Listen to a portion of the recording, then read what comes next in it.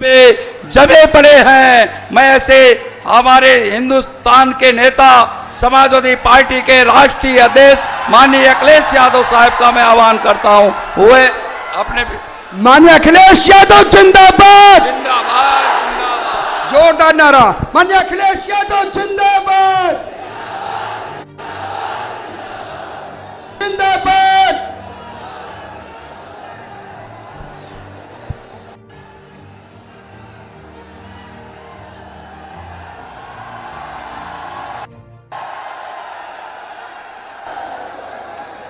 Samajwadi party के हमारे और इंडिया गठबंधन के प्रत्याशी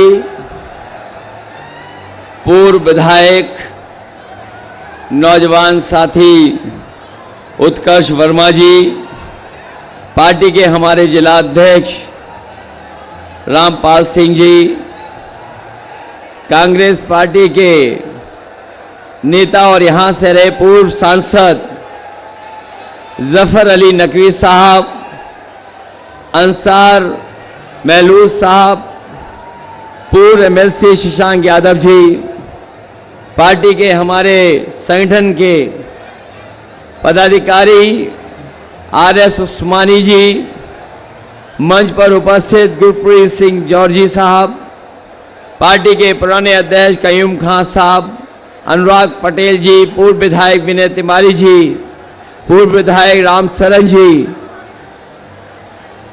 पूर्व विधायक आरएस कुशवाहा जी, प्रतिंदर सिंह कक्खू जी, प्रहलाद पटेल जी, दीपक वाजपेयी जी, वलीम खान साहब, राजेंद्र सिंह भदौरिया जी, सेवक सिंह अजमानी जी, फहीम खान, संजय शुक्ला जी, अशोक वर्मा जी, फुरकान अंसारी, अशोक कश्यप जी से लेकर के बहुत सारे हमारे समाजवादी नेता जो मंच पर हैं, सभी समाजवादी पार्टी के नेता, कांग्रेस पार्टी के पदाधिकारी, आप पार्टी के सभी पदाधिकारी और इस चुनावी जनसभा में उपस्थित सभी हमारे किसान भाई, आदरणीय बुजुर्ग, बड़ी संख्या में मैं देख रहा हूं हमारे नौजवान साथी पत्रकार बंधुओं, मैं सबसे पहले इस चुनावी जनसभा में उपस्थित आप सबका बहुत बहुत धन्यवाद और आभार प्रकट करना चाहता हूं। मैं देख रहा हूं जहां पंडाल, जहां छाया है वहां पूरा भरा हमें पीछे तक दिखाई दे रहा है। जहां बाउंड्री है, पेड़ के नीचे भी लोग खड़े हैं। जब दाईं तरफ हमें बड़ी संख्या में लोग दिखाई दे रहे हैं। जहां छाया मिली, छाया में तो है ही हैं, लेकिन तपतपाती धूप की भी परवाह नहीं कर रहे हैं और बड़ी संख्या में हमें नौजवान दिखाई दे रहे हैं। दाईं तरफ बाईं तरफ भी सर पे गमछा लगाए हैं, तपती दोपहरी में सुबह से खड़े लोग हैं। ये तमाम लोग और यहां पर आया जन सैलाब ये बता रहा है कि इस बार समाजवादी पार्टी इंडिया गठबंधन के प्रत्याशी नौजवान पूर्व विधायक उत्कर्ष वर्मा ऐतिहासिक वोटों से जीत करके जा रहे हैं। लखीमपुर में बड़े बड़े नेता दिल्ली से भी आके जा चुके हैं और आज लखनऊ से भी एक छोटे नेता आए थे। हमारे पत्रकार साथी जानते होंगे, मैं अभी पंडाल के खंभों को गिन रहा था। जिसने पंडाल लगाया होगा और लगवाया होगा उसने तो खंभे गिन लिए होंगे। अगर हमारी गिनती ठीक है तो ये 25 खंभों का पंडाल लगा है, लेकिन जो दिल्ली वाले और लखनऊ वाले आए थे उनका पंडाल इससे आधा भी नहीं था और उन्हें सुनने सरकारी लोग तो आए थे, लेकिन आम जनता केवल इतनी आई थी जितनी डी है, डी भरी होती है, बस इससे ज्यादा लोग नहीं आए। और लोग आएंगे भी क्यों सुनने? क्योंकि लखीमपुर का किसान और लखीमपुर की जनता ने इस बार मन बनाया है कि थार का जवाब वोट से देने का काम यहां के लोग करेंगे।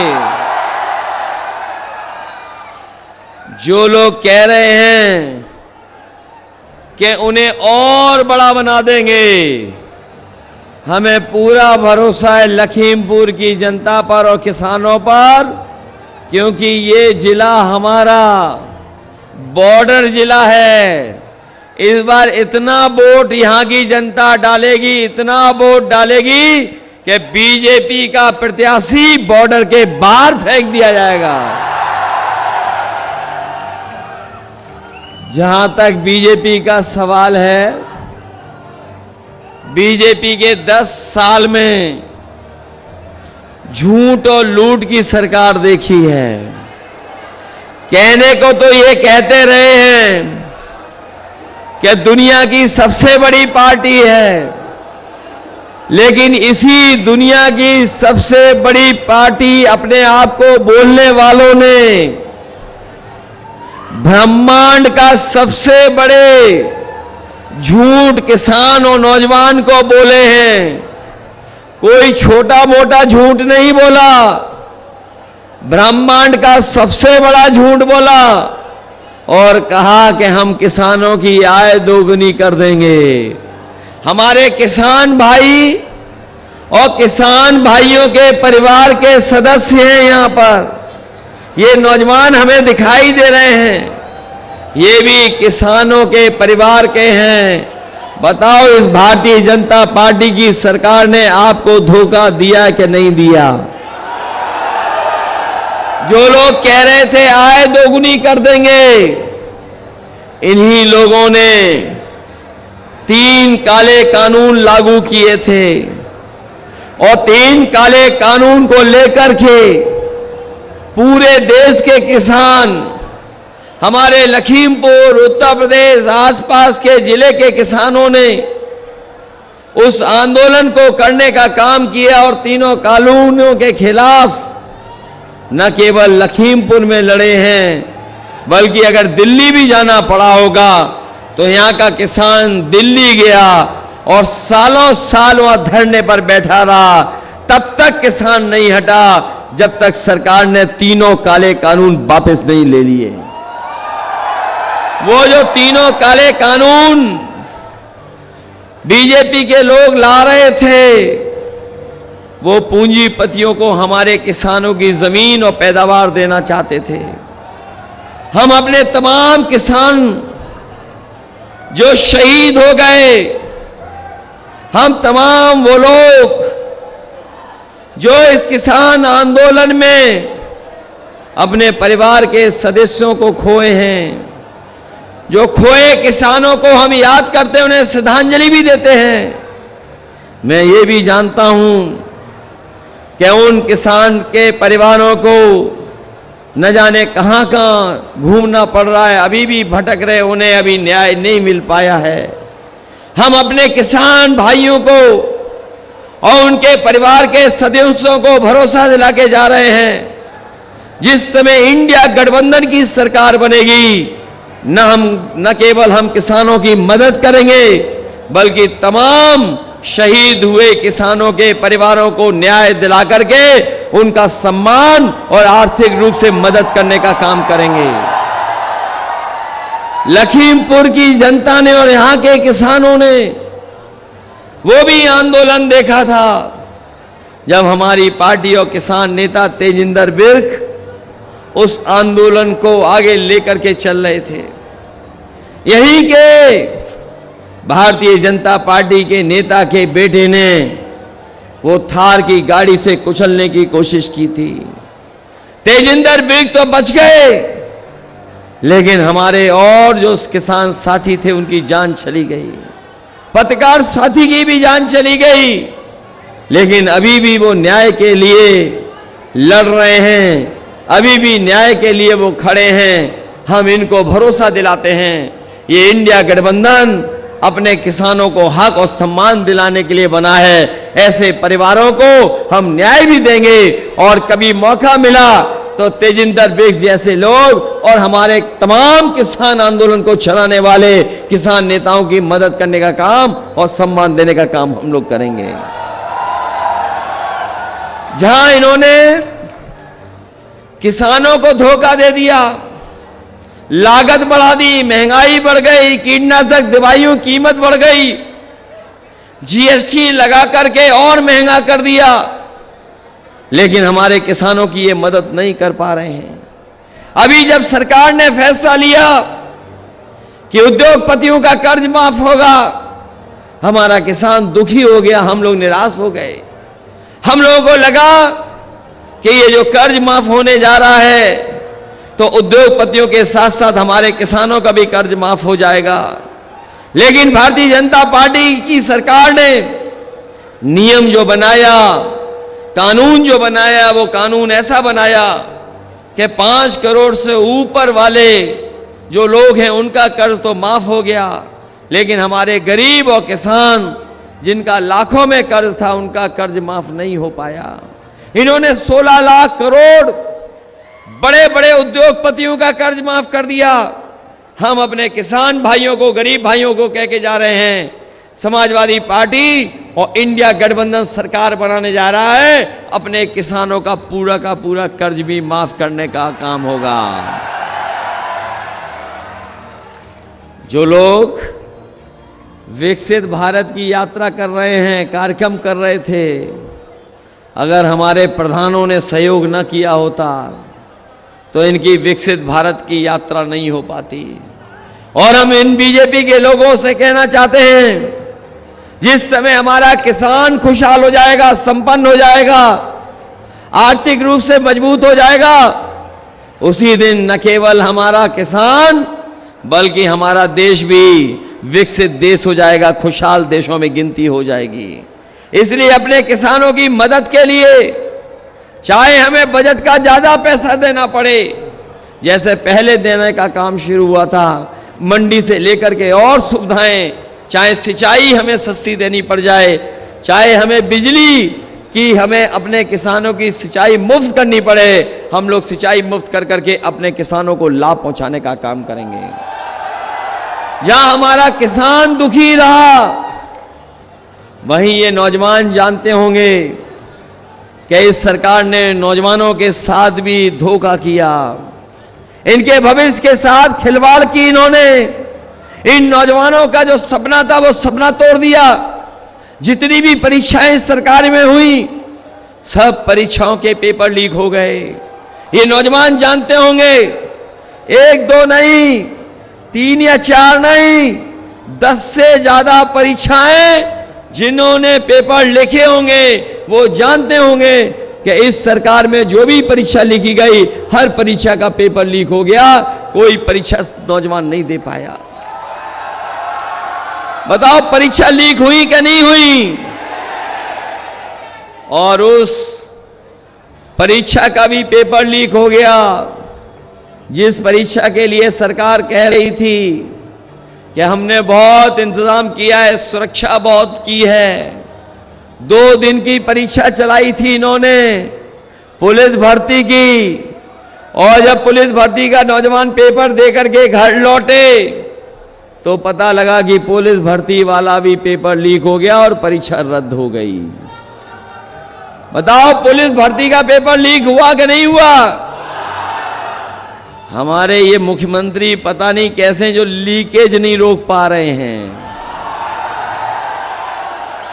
ये ऐसे मुख्यमंत्री हैं, इन्हें पता ही नहीं है लीकेज कहां है। बताओ पेपर लीक हो रहे हैं कि नहीं हो रहे हैं?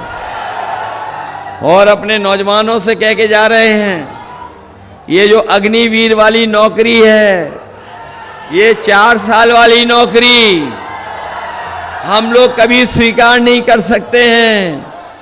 जब कभी भी सत्ता में आएंगे, ये 4 साल वाली नौकरी खत्म कर करके अपने नौजवानों को पक्की नौकरी दे करके उन्हें वर्दी पहनाने का काम करेंगे। कभी कभी मैं देखता हूं कि हमारे खाकी वर्दी वाले भी थोड़ा बहुत हम लोगों को परेशान करते हैं। ये खाकी वर्दी वाले भाई लोग हैं, कभी कभी हम लोगों को डराते हैं, लेकिन हम आपसे कहते हैं मनी मन ये भी आपके साथ हैं। इधर जब से हम लोगों ने बताया है इनको कि ये जो फौज की नौकरी 4 साल की हो गई है, अगर दोबारा बीजेपी की सरकार आ गई तो अभी तो फौज की नौकरी 4 साल की है, इन खाकी वर्दी पहनने वालों की भी नौकरी 3 साल की कर देंगे वो लोग। ये बोलते हैं कैसे संभव है, ये कैसे संभव है कि 3 साल की नौकरी हो जाएगी। मैंने इनसे पूछा और पत्रकार साथियों को जवाब दिया कि क्या आपको पता था कि फौज की नौकरी 4 साल की हो जाएगी? क्या आपको पता था कि हवाई जहाज बीजेपी बेच देगी? क्या आपको पता था कि हवाई अड्डे बीजेपी बेच देगी? क्या आपको पता था ट्रेनें बेच देगी बीजेपी? क्या आपको पता था स्टेशन बेच देगी बीजेपी? क्या पता था आपको टेलीफोन वाली कंपनियां बेच देगी बीजेपी? क्या पता था कि आपको LIC बेच देगी बीजेपी? बताओ ये बेच दिए कि नहीं बेच दिए? और जो हमारे जागरूक नौजवान UPSC IAS की तैयारी करते होंगे, IPS की, वो जानते होंगे, क्या आपको पता था कि ऊपर से भर्ती IAS की हो जाएगी लेटरल एंट्री से? क्या आपको पता था कि 3 साल के बाद वो भारत छोड़ के चले जाएंगे लेटरल एंट्री वाले? क्या आपको पता था सरकारी नौकरियां खत्म करके ये संविदा नौकरी भी कर देंगे? तो जब ये नहीं पता था तो याद रखना, अभी तो इन्होंने फौज की नौकरी की है, सरकार की नौकरियां संविदा पे कर देंगे और पुलिस की नौकरी 3 साल की कर देंगे। इसलिए सावधान हो कि नहीं हो सावधान? ये बीजेपी वाले हर जगह चोरी कर रहे हैं, बीजेपी वाले हर जगह चोरी कर रहे हैं। हमारे किसान भाई जानते होंगे, बताओ बोरी से चोरी हो गई कि नहीं हो गई? पहले इन्होंने 5 किलो चोरी किए और अभी फिर 5 किलो चोरी कर लिया कि नहीं कर लिया? हम भी सोचते हैं ये चोरी कहां से सीख के आए हैं। तब पता लगा है कि ये बाजार में जो पार्ले जी का बिस्किट पैकेट आता था उसी से इन्होंने बोरी की चोरी सीखी है। ये हमारे बुजुर्ग लोग या पुराने लोग जानते होंगे कि पहले पार्ले जी का बिस्किट पैकेट इतना बड़ा आता था। बताओ आज कितना बड़ा पैकेट आ रहा है बाजार में? और कभी पार्ले जी के बिस्किट को खरीदा होगा पैकेट, तो बताओ कितने बिस्किट निकल रहे उसमें से? 5 निकल रहे हैं। ये लोग दोबारा आ गए तो 1 बिस्किट का पैकेट आपको खरीदना पड़ेगा। ये पार्ले जी के बिस्किट पैकेट से बोरी की चोरी सीख गए हैं। अभी तो 10 किलो चोरी की है, पहले 5 फिर 5, और ये सत्ता में आ गए तो आपको खाद भी पाउच में खरीदनी पड़ेगी, पाउच में। ये हमारे नौजवानों की मैं मोटरसाइकिल देख रहा था, बहुत नौजवान मोटरसाइकिल से आया है। बताओ 5 साल पहले मोटरसाइकिल की कीमत क्या थी? कितने रुपए की आती थी मोटरसाइकिल? और आज मोटरसाइकिल कितने रुपए की आ रही है? और जो लोग गाड़ी खरीदते होंगे वो गाड़ी भी महंगी हो गई कि नहीं हो गई? डीजल पेट्रोल महंगा कर दिया इन्होंने, और जो हमारे खाने का तेल है, रिफाइन तेल, वो भी महंगा कर दिया। गरीबों का सरसों का तेल महंगा कर दिया। महंगाई बढ़ा दी कि नहीं बढ़ा दी? और महंगाई तो बढ़ाई बढ़ाई, इन्होंने चंदा जो वसूला, जो इलेक्टोरल बॉन्ड इन्होंने इलेक्टोरल बॉन्ड खरीदे और उससे जो चंदा मिला है, बताओ इलेक्टोरल बॉन्ड से इनकी पोल खुल गई कि नहीं खुल गई? कोई सोच नहीं सकता था कि 1000 करोड़, 500 करोड़, 400 करोड़ रुपए भी ये खरीद ले लेंगे चंदा में। जो गरीब लोग हैं, जो चंदा मिलता था, वो चंदा हजारों में, लाखों में मिलता था, लेकिन बीजेपी के लोगों ने ईडी, सीबीआई, इनकम टैक्स के माध्यम से बड़े बड़े उद्योगपतियों से 1000 करोड़, 500 करोड़, 400 करोड़ चंदा वसूल लिया, पैसा वसूल लिया। केवल बड़े उद्योगपतियों से तो वसूला ही वसूला, लेकिन हमारे साथियों को यह भी पता होगा कि वैक्सीन वाले से भी पैसा वसूल लिया। बताओ वैक्सीन वालों से पैसा वसूला कि नहीं वसूला? और जो वैक्सीन को लेकर के ये प्रचार कर रहे थे, सबको वैक्सीन लगवा दी, और अब पता लगा है वैक्सीन कंपनी वाले कह रहे हैं कि हम तो वैक्सीन वापस ले लेंगे। बताओ जिनके वैक्सीन लग गई वो कैसे वापस निकालोगे आप? बताओ कोई तरीका हो तो बता दो। और जो वैक्सीन लगी उसके बाद जो सर्टिफिकेट में फोटो लगी, वो बताओ फोटो हट गई कि नहीं हट गई? कम से कम हम तो बच गए, हमने कोई वैक्सीन नहीं लगवाई।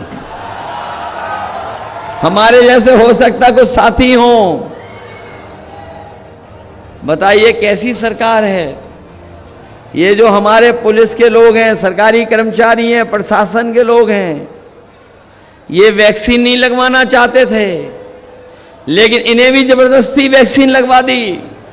तो बताओ जब ये सर्टिफिकेट देखते होंगे तो वोट देंगे क्या बीजेपी को? जो सर्टिफिकेट घरों पे रखे हैं उनको देख करके इनके अंदर ही अंदर क्या बीमारी होने का नहीं डर पैदा हो गया? और सुनने में आया है जिन्होंने वैक्सीन लगवा ली है उनको सबसे पहले दिल की बीमारी होगी। बताओ हमारी जान के पीछे बीजेपी वाले पड़े हैं कि नहीं पड़े हैं? न केवल जान के पीछे पड़े हैं, बल्कि 400 का नारा देकर के हमारे आपके बाबा साहब भीमराव अम्बेडकर जी के दिए हुए संविधान के भी पीछे पड़े हुए हैं। ये लोग जो संविधान बदलने का सपना देख रहे हैं, इस बार लखीमपुर की जनता जो संविधान बदलना चाहते हैं उन सबको बदलने का काम करेंगे। अभी मैं बहराइच में बड़ी बड़ी होर्डिंग देख रहा था डबल इंजन सरकार की। आपके लखीमपुर में भी लगी होगी, लखीमपुर में भी लगी होगी डबल इंजन सरकार की बड़ी बड़ी होर्डिंग। कहने को तो ये डबल इंजन की सरकार है, लेकिन इनकी होर्डिंग्स पे एक इंजन गायब है। बड़ी बड़ी होर्डिंग पे बताओ इंजन गायब है कि नहीं है? और जो खटारा इंजन है जिसके लिए वोट मांगने आ रहे हैं, बताओ वो होर्डिंग से गायब है कि नहीं है? गायब है। होर्डिंग से गायब है कि नहीं गायब है? तो इस बार जनता जब वोट डालेगी तो न केवल होर्डिंग वाले बल्कि जो खटारा इंजन है उसको भी जनता गायब करने का काम करेगी, गायब कर देगी। इसलिए मैं आप सबसे विशेष अपील और निवेदन करने आया हूं। ये लखीमपुर का चुनाव, ये चुनाव हमारे आपके भविष्य का तो है ही है चुनाव, लेकिन ये चुनाव हमारे आने वाली पीढ़ी के भविष्य का भी चुनाव है। इनके 5 साल का कार्यकाल हमने देखा है और 10 साल का कार्यकाल देखा है। बताओ ये 10 साल से सरकार में है कि नहीं है? ये 10 साल में कितना काम किया इन्होंने, बताओ जनता के लिए। क्या बाढ़ की समस्या का समाधान कर दिया इन्होंने? क्या जो हमारी भूमि को मालिक बनाने का काम, जो हक देना था, क्या वो समस्या का समाधान कर दिया? क्या भूमदरी वाली समस्या जो जमीनों की है, किसानों की है, बहुत दिनों से जो हमारे फॉरेस्ट डिपार्टमेंट से चल रहा है, क्या समस्या का समाधान कर दिया? हम आपको भरोसा दिलाते हैं कि न केवल बाढ़ बल्कि अपने किसानों की भूमदरी जमीन की भी समस्या का समाधान करने का काम हम समाजवादी लोग करेंगे, सरकार बनेगी। इस जिले में हम लोग चाहते थे कि हर तरफ से चौड़ी चौड़ी सड़कों से जुड़ जाए और काम शुरू हो गया था, लेकिन जितना काम समाजवादियों ने किया उसके बाद सब काम रोक दिया इन्होंने। इसलिए जहां पुल पुलिया की जरूरत होगी, पहले भी हम लोगों ने बड़े बड़े पुल बनवाए और आपको सीतापुर से भी चौड़ी सड़क से जोड़ दिया, बहराइच से भी अच्छी सड़क से जोड़ दिया, पीछे जंगल पीलीभीत के लिए भी जोड़ दिया। आने वाले समय में लखीमपुर जिले को लखनऊ तक पहुंचने के लिए आसान सड़कें और चौड़ी सड़कें बनाने के लिए भी अगर हमें मदद करनी पड़ेगी तो लखीमपुर को जोड़ने का काम करेंगे सड़कों से। वहीं हमारे गरीब जानते होंगे, समाजवादियों ने एम्बुलेंस चलवाई थी। वो एम्बुलेंस हमारे गरीबों को गांव में घर पर अगर कोई तकलीफ परेशानी में था तो मदद के लिए पहुंचती थी और अस्पताल ले जाती थी। लेकिन पिछले 10 साल में और जब से ये सरकार उत्तर प्रदेश की आई है, न केवल हमारी एम्बुलेंस खराब कर दी, बल्कि अगर कोई अस्पताल में जाता है तो उसे इलाज और दवाई भी नहीं मिल पा रही है। इन्होंने 10 साल में दिल्ली वालों ने अगर एक भी ऐसा अस्पताल बनाया हो जहां पर फ्री दवाई और इलाज हमारे गरीबों का हो रहा हो तो बता दो हमें आप। जो अस्पताल बनाया था वो नहीं चला पा रहे, जो ट्रॉमा सेंटर बना वो नहीं पूरा कर पा रहे, ना बनाया इन्होंने, सब आधा अधूरा पड़ा है। पुलिस को गाड़ी दी थी 100 नंबर, इन्होंने 112 कर दिया। जब 112 हो गया तो हमारे पुलिस के भाई लोगों को भी लगा कि जब नंबर बढ़ गया तो हमें रेट बढ़ा देना चाहिए। बढ़ाओ, रेट बढ़ा दिया कि नहीं बढ़ा दिया? और वो 100 नंबर वाली गाड़ी भी खराब कर दी। तमाम नौकरियां शिक्षक की खाली पड़ी हैं, ये सरकार नहीं भर पाई है। इस जिले में ही हजारों 20,000 ज्यादा नौकरियां हैं शिक्षक की, शिक्षा विभाग में लाखों नौकरियां खाली पड़ी हैं, ये सरकार नहीं दे पा रही है। और समय समय पर आपने देखा होगा कि आरक्षण कैसे छीने, हमारे आपको जो अधिकार मिले हुए बाबा साहब भीमराव अंबेडकर जी के संविधान से उसको कैसे छीने, उसके लिए लगातार सरकार काम कर रही है। हमारे अधिकारों को, हमारे आरक्षण को, हमारी नौकरी को ये सरकार लगातार हमसे छीन रही है। इसलिए हम कहना चाहते हैं, भाजपा हटाओगे तो नौकरियां पाओगे, भाजपा हटाओगे तो संविधान बचेगा। ये संविधान वही है जो हमें आपको अधिकार और सम्मान दिलाता है। ये संविधान हमारा संजीवनी है। और हम आपसे कह करके जा रहे हैं, ये जो मनमर्जी हैं दिल्ली वाले, ये जो मनमर्जी से अपना काम करते हैं, अब मनमर्जी वाली बातें नहीं होंगी, 140 करोड़ लोगों की बात होगी। और जो मन की बात कर रहे थे, हम उनसे कहना चाहते हैं कि अब जनता संविधान की बात करना चाहती है, संविधान की बात करके अपने हक और सम्मान की बात करना चाहती है। इसलिए मदद करोगे आप लोग? ये लखीमपुर वाला खटारा इंजन हटाओगे कि नहीं हटाओगे? अभी दिल्ली वालों ने मुझे एक गाना भेजा है ऐसे सांसदों के लिए। मैं चाहूंगा हमारे लखीमपुर के लोगों को भी सुनाया जाए, लेकिन हम उससे पहले कहना चाहते हैं कि जहां हम लोग किसानों का कर्ज माफ करेंगे, एमएसपी देंगे, वहीं अपनी गरीब माताओं बहनों को समाजवादी पेंशन देते थे, उनकी मदद होती थी। लेकिन आने वाले समय में हम अपनी बहनों को बता के जा रहे हैं, गरीब बहनों को, उनको साल में लखपति बनाने की योजना इंडिया गठबंधन और समाजवादी पार्टी ने बनाई है। अपनी बहनों को लखपति बनाया जाएगा। वहीं हम जानते हैं शिक्षा मित्रों की कोई मदद कर सकता है तो वो समाजवादी पार्टी है। जब सरकार बनेगी तो हम शिक्षा मित्रों को नियमित कर करके उनकी नौकरी को बहाल करने का काम करेंगे। पुरानी पेंशन को लेकर के बहुत लंबी लड़ाई चली है। हालांकि बहुत सारे दल पक्ष में नहीं थे, लेकिन समाजवादी पार्टी इस पक्ष में है कि अपने सरकारी कर्मचारियों को पुरानी पेंशन नहीं बहाल कर करके उनकी मदद करने का काम करेंगे। और वहीं जैसा मैंने पहले कहा कि बड़े बड़े उद्योगपतियों का तो इन्होंने कर्ज माफ किया है, लेकिन हमारे किसानों का कर्ज माफ नहीं किया है। 16 लाख करोड़ उद्योगपतियों का माफ किया है। इंडिया गठबंधन समाजवादी पार्टी अपने गरीबों का, किसानों का पूरा कर्जा माफ करने का काम करेगी। जो बाढ़ की समस्याएं लगातार इन जिलों में आती है, चाहे बहराइच हो, लखीमपुर हो, सीतापुर हो, ये वो जिले हैं जो बाढ़ से तो प्रभावित हैं ही हैं। जब बाढ़ आती है तो उनका जनजीवन भी नष्ट हो जाता है, खेती बर्बाद हो जाती है, कई बार जानवरों का नुकसान होता है।